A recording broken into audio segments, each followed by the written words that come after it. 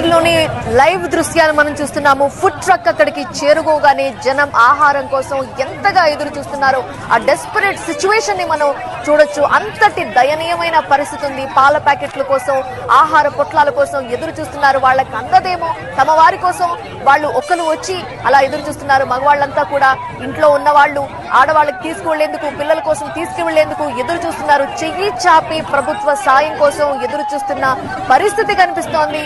ఆహారం కోసం వాళ్ళంతా కూడా పడిగాపులు కాస్తున్నారు. ఎప్పుడు ట్రక్ వస్తుందా అని చెప్పి రాగానే ఆ విధంగా వాళ్ళు ఎదురు చూస్తున్నారు.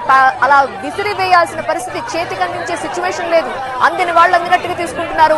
దొరికిన వాళ్ళు బాధతో వెనక్కి వెళ్లాల్సిందే. వచ్చిన వ్యాన్ వచ్చినట్టుగా వెంటనే అయిపోతున్న సిచ్యువేషన్. ఎంతగా ఆహారాన్ని తీసుకొస్తున్నప్పటికీ కూడా వాళ్ళకి సరిపోని పరిస్థితే కనిపిస్తోంది. లక్షల సంఖ్యలో ఫుడ్ ప్యాకెట్స్ ని సిద్ధం చేసినప్పటికీ కూడా రాగానే అయిపోతున్నాయి. వాళ్ళంతా కూడా తమ ఇళ్లలో ఉన్న వాళ్ళకి లేదా తమ ఇంటి వారి కోసం, తమ కుటుంబ సభ్యుల కోసం వాళ్ళు మిగతా ప్యాకెట్స్, కొన్ని ఎక్స్ట్రా ప్యాకెట్స్ తీసుకువెళ్లాలనే ఆశతో వాళ్ళు బకెట్స్ ని తీసుకొస్తున్నారు. ఆ విసిరినవి వాటిలో పడితే మాకు ఆహారం దొరికితే మా కుటుంబ సభ్యులకు కూడా పెట్టొచ్చు, మా పిల్లలకు కూడా పెట్టొచ్చు అనే ఉద్దేశంతో వాళ్ళు అక్కడ ఎదురు చూస్తూ చేతులు చాపి సాయం కోసం ఎదురు చూస్తున్న దృశ్యాలు మనం చూస్తున్నాం. సింగ్నగర్ లో ఫ్లైఓవర్ మీద ఫుడ్ ట్రక్ చేరుకోవడంతో ఇలాంటి పరిస్థితి పూర్తిగా జనంతో నిండిపోయింది.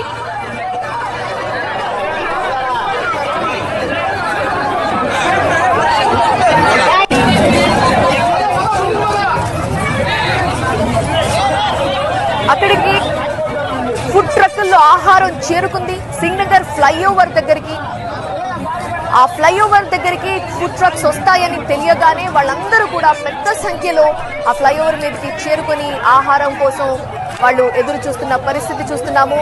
వాళ్ళు అజిత్ సింగ్ నగర్ ఫ్లైఓవర్ దగ్గర పూర్తిగా ట్రాఫిక్ జామ్ కనిపిస్తోంది.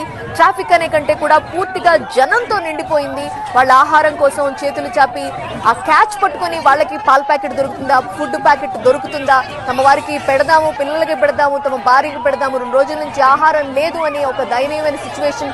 ట్రక్ రాగానే ఆహారం కోసం గుమిగూడారు. పోలీసులు కూడా అక్కడ ఉన్నప్పటికీ కూడా పోలీసులు పంపిణీ చేస్తున్న వాళ్ళు కూడా కంట్రోల్ చేయలేని సిచ్యువేషన్ కనిపిస్తోంది. ఎందుకంటే 3 రోజులుగా నీళ్లలో నానుతూ ఆహారం లేక, తాగునీరు లేక ఇబ్బంది పడుతున్నారు.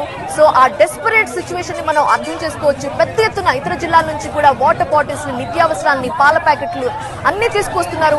ఆహార వాహనాలు రావటమే ఇలా క్యూ కడుతున్నారు స్థానికులు. ఏం దొరికితే అది చాలు, కనీసం ఒక పాల ప్యాకెట్ దొరికితే చాలు, లేదా కనీసం ఒక ఆహార పొట్లం దొరికితే చాలు, బ్రతుకుదాం అన్నట్టుగా వాళ్లలో అలాంటి సిచ్యువేషన్ కనిపిస్తోంది. సాయం కోసం చేతులు చాపుతున్నారు.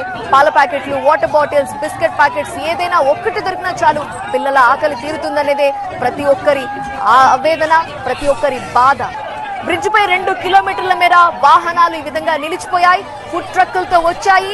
అనేక ఫుడ్ ట్రక్లు అక్కడ ఉన్నాయి. ప్రతి ఫుడ్ ట్రక్ దగ్గర కూడా ఇదే సిచ్యువేషన్.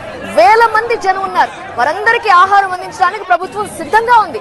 కానీ ట్రక్ రాగానే ఇలా ఒక్కసారిగా రావటంతో, గుమిగూడి రావటంతో, ఒక్కసారిగా వచ్చేయటంతో ఇలాంటి సిచ్యువేషన్ కనిపిస్తుంది. కొన్ని కిలోమీటర్ల మేర